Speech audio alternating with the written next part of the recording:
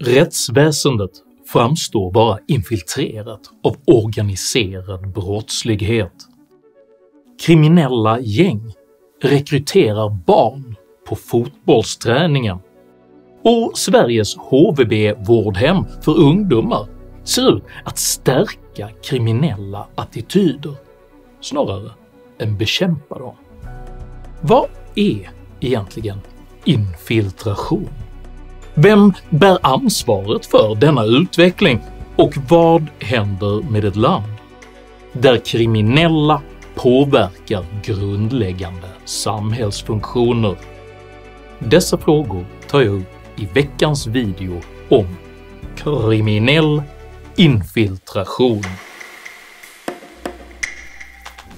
Uppskattar du mina filmer så hjälper du mig att kunna fortsätta göra dem om du stöttar mig via något av betalningsalternativen här nedanför. Det är endast tack vare ert generösa och frivilliga stöd som jag kan fortsätta att utveckla denna kanal, så ett stort tack till alla de av er som bidrar. Idag talar jag om illvilja, intriger och infiltration. Häng med!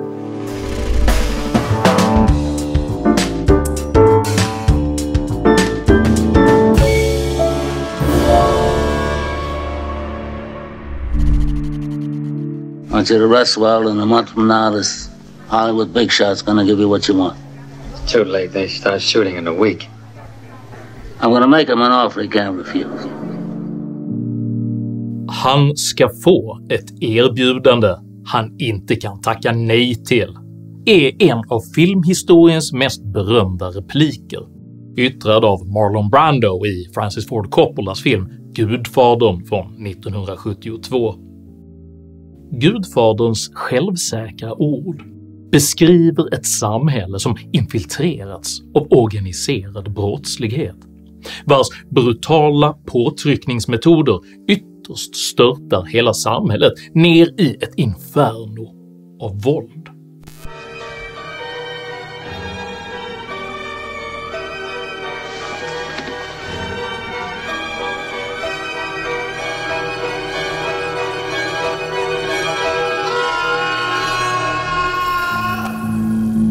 På liknande sätt tyder nu allt mer på att den organiserade brottsligheten håller på att infiltrera hela det svenska samhället. I slutet av förra veckan häktades en kvinnlig anställd på Attunda tingsrätt misstänkt för dataintrång och för att ha spridit sekretessbelagd information. Chefsåklagare Per Nichols beskrev agerandet som systemhotande brottslighet, vilken helt undergräver rättsvårdande myndigheters möjlighet att bekämpa brottslighet. Grovt brott mot tystnadsplikt, men också grovt dataintrång. Och när du skrev till tingsrätten så skrev du att det här var systemhotande brottslighet.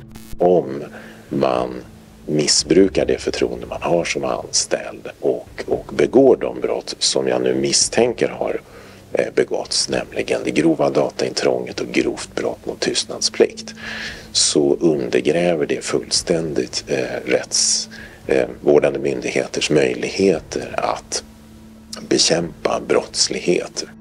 Senare samma eftermiddag uppdagades även att en åklagare som hanterat flera ärenden gällande gängbrottslighet har släktband till en av huvudmännen i den kurdiska rävens brottsorganisation Foxtrot.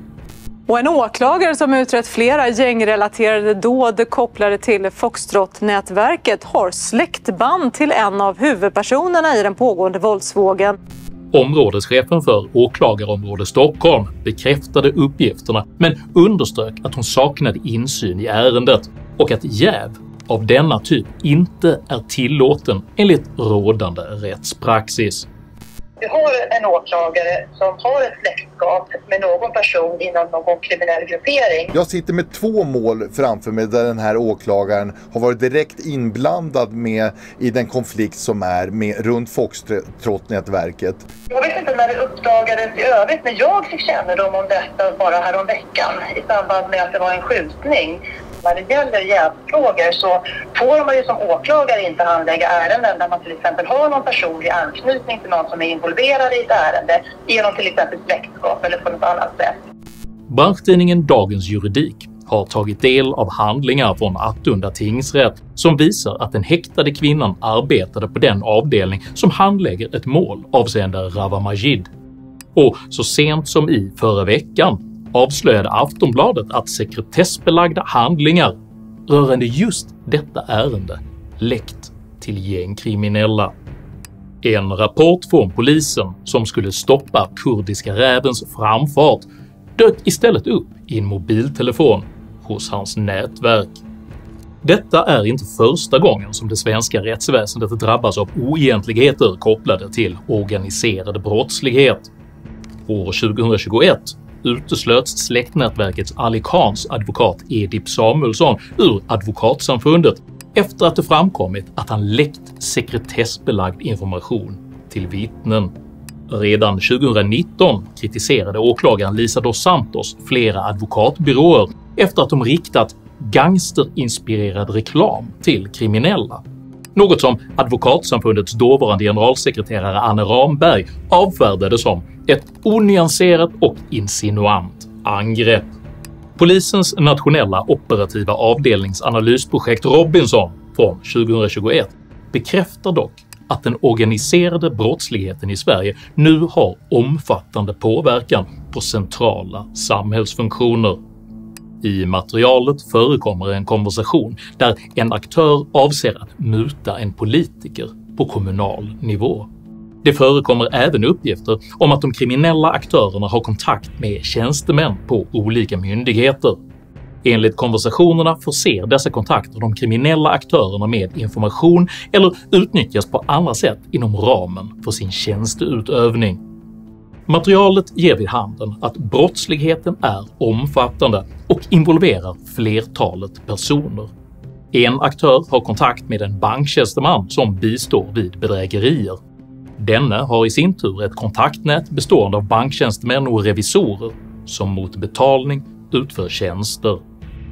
Anna Riese, chef för underrättelseenheten i polisregion Stockholm, bekräftar denna bild. De här nätverken använder möjliggörare och specialister på flera olika sätt i allt från hjälp med brottsupplägg och falska intyg till att förmedla information mellan häktade individer.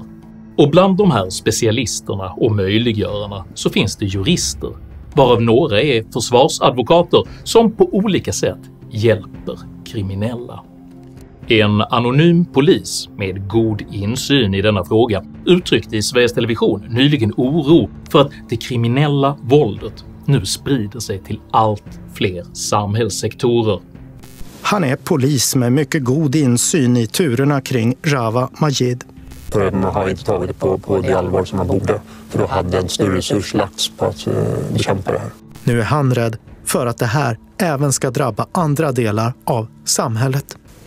Ja, har man inga tveksamheter med att döda barn så känns det som att då dödar man ju de som kommer i ens väg. Åklagare, poliser som är aktiva i utredningar. Egentligen alla som försvårar deras verksamhet. Allt mer tyder på att denna utveckling just nu pågår i hela det svenska samhället.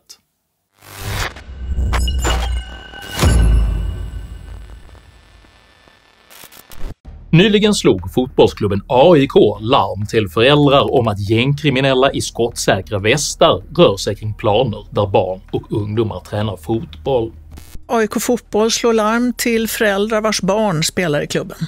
Klubben oroas av att kriminella dykt upp vid träningsplaner iklädda skottsäkra västar och försökt kontakta de unga spelarna. En 13-åring bland annat ska ha fått frågan om han ville tjäna extra pengar genom att lämna över ett paket. Polisen vittnar nu om en utbredd rädsla hos fotbollstränare som inte vet vad de ska göra när de inför barnen utsätts för hot från gängkriminella. Unga som uppvaktas av kriminella på det här sättet, hur förvånad är du över det? Nej, det har pågått ett tag och jag har fått in ganska många samtal runt just detta problemet under flera år. Jag har varit ute på ett flertal sådana här fall och träffat livrädda fotbollsledare då, som inte vet vad de ska göra, och de har försökt göra någonting och blivit hotade. Men det viktigaste är att föreningarna får stöd från både polis men också olika former av idrottsförbund och även då kommunen som kanske är ägare av anläggningen och även har då ett brottsförebyggande ansvar nu. På samma sätt kommer nu även vittnesmål om att så kallade HVB-hem, som ska hjälpa ungdomar med svåra hemförhållanden, nu blivit rekryteringsplatser för de kriminella gängen. Och många av de barnen som häktas, de har tidigare bott på HVB-hem i en miljö där risken ökar för att de ska rekryteras av kriminella gäng. Utsatta barn omhändertas och placeras på bland annat HVB-hem som en skyddsåtgärd. Men trots det ser vi nu flera fall på hur de istället dras in i allvarlig brottslighet. Socialarbetare bekräftar nu att det föreligger en smittorisk på HVB-hemmen, vilket innebär att de boendes kriminella tendenser under flera år kan ha förstärkts istället för att minska. Om det är stora HVB-hem så pratar barnen med varandra och det kan bli så att man då till och med begår brottsliga handlingar för att man blir introducerad av någon annan. Och när de kommer på större HVB-hem, det blir ju den här smittorisken att gemenskapen, tillhörigheten blir ju med de andra individerna, vilket gör att deras kriminella tankesätt förstärks. På liknande grund slog den dåvarande verksamhetsledaren för brottsförebyggande arbete i Göteborgs stad år 2020 larm om en utbredd tystnadskultur där kommunens tjänstemän inte längre vågade rapportera om problem av rädsla för repressalier. Människor känner sig, som jobbar med de här sakerna, de känner sig ofta nedtystade eller att man försöker på olika sätt att förminska problematiken. Hur omfattande problematiken är, hur djupt den går, hur lågt ner i åldrarna man rekryterar, hur organiserad man är och framförallt så har de blivit oerhört mycket mer våldsamma. Och deras makt och påverkan på områdena har ju blivit större och större. Bilden bekräftas av rapporten “Finns det en tystnadskultur i Göteborgs stad?” som publicerades 2021, vilken bland annat beskriver hur kommunens tjänstepersoner tittar åt ett annat håll när vapen och narkotika förvaras i kommunens lokaler. Det kan också handla om att vapen och narkotika förvaras i lokaler som tillhör kommunen, något som många känner till men inte säger något om av rädsla för repressalier. Rapporten beskriver även att tjänstepersoner anpassar sina arbetsresor och sitt beteende på nätet för att undvika hot från kriminella. Flera av de intervjuade hade påverkats i sitt vardagsliv, till exempel genom att ta andra vägar till arbetet, titta bakom axeln när de lämnade arbetsplatsen och skärpa inställningar i sociala medier. Otrygghet, ängslighet och rädsla gör att toleransen för vissa beteenden ser helt olika ut i olika områden. Det finns skolor i staden som inte har någon sexualundervisning trots att det står i läroplanen. När pojkar och män uppvisar negativa attityder mot flickor och kvinnor och eller uppvisar en kontrollerande attityd när det handlar om flickors och kvinnors rättigheter att leva som de vill, så får de inga tillsägelser. Det finns kvinnliga anställda i staden som helt plötsligt börjar bära slöja och deras kollegor uppmärksammar att det då blir lugnare omkring dem.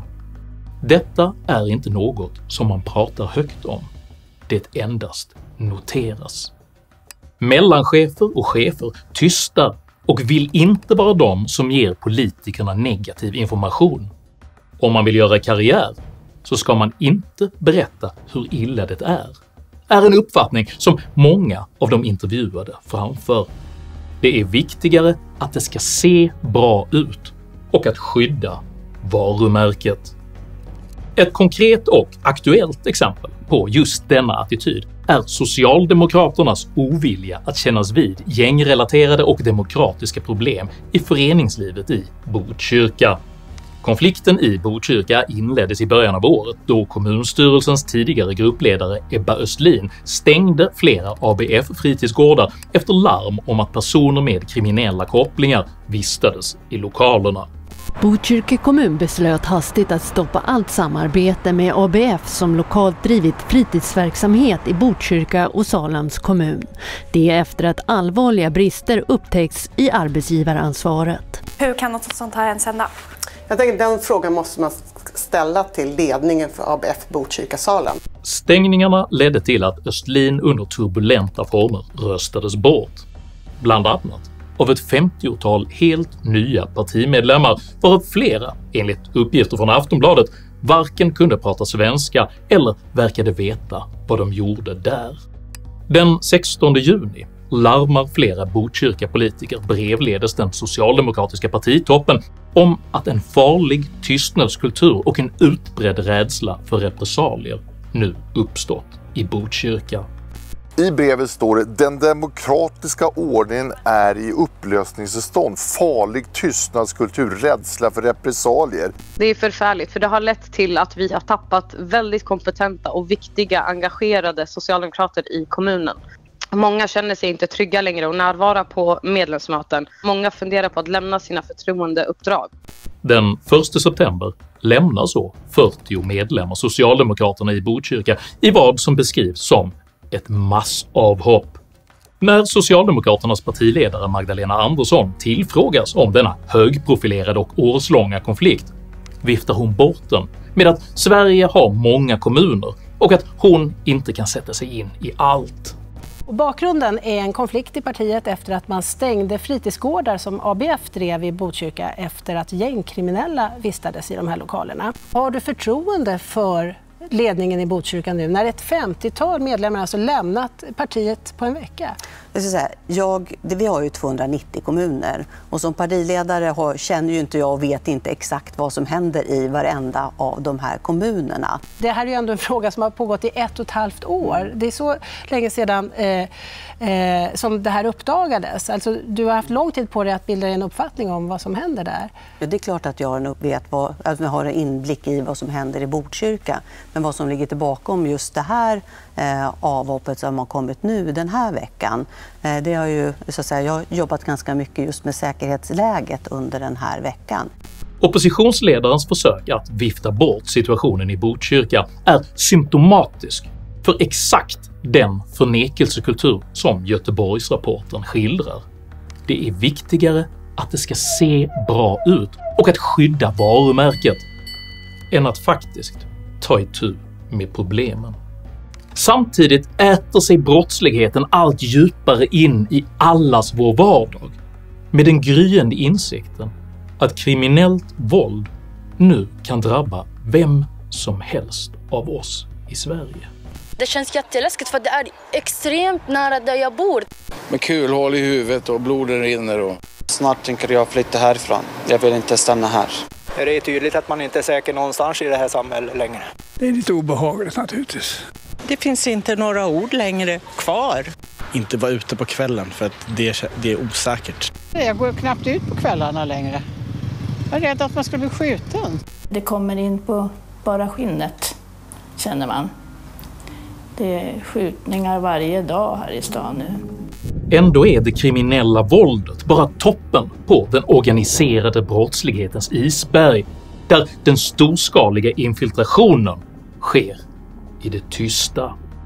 Vi kan uppfatta att den här diskussionen om integration ibland kan vara lite naiv i Sverige. Hur då?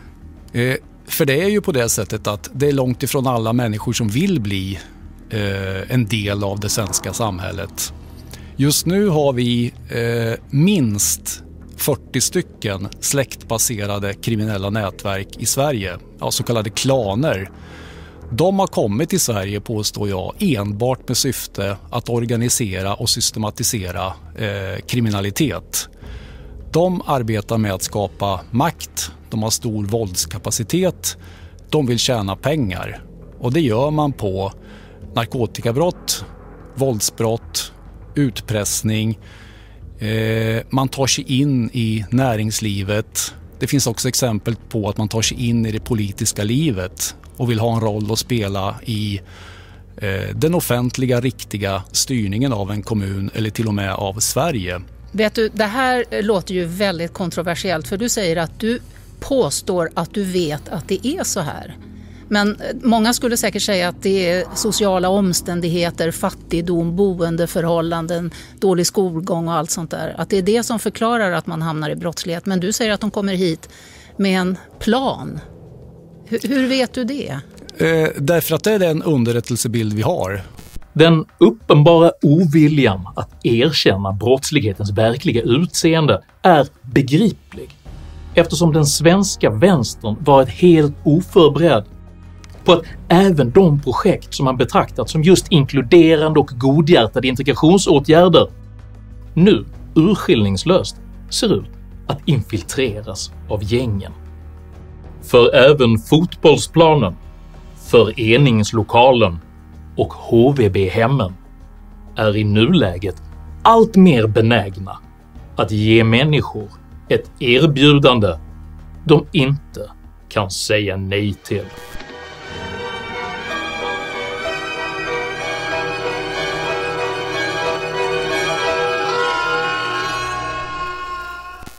Om du uppskattade innehållet i denna video så hjälper det mycket om du delar den med dina vänner och kanske till och med stöttar mitt arbete via något av betalningsalternativen här nedanför. Dela även gärna med dig av dina egna åsikter och erfarenheter i kommentarsfältet här nedanför, men jag ber dig att alltid vara artig. Jag accepterar inte aggression, personpåhopp eller rasism i mina idédrivna kommentarsfält. Tack för att du som kommenterar respekterar detta. Jag heter Henrik Jönsson och jag anser infiltrationen vara ett lika stort problem som våldet. Tack för mig och tack för att du har lyssnat.